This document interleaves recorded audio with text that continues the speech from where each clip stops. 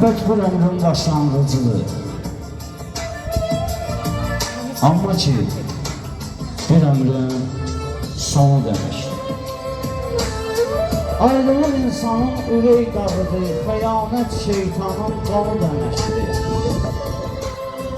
Həsrət gözlərdəki yaşlı deyirlər, göz yaşı deyirik biz həmin suya, o kesin ürəyi daşdı deyirlər, sevib sevilməyi bacarmır güya. Anımız avcısı yolun önündə, ölüm hər insanı izləyər, ağlar. Aldı bir insanın ölüm günündə, hər gələn özünün dərdinə ağlar. Yıldırım göylərin qəzəbi deyil, yağış da göylərin qəmi, qüssəsi, küvey təbiyyətin əsəbi deyil, əsrət nəğməsidir, sevgi nəğməsi.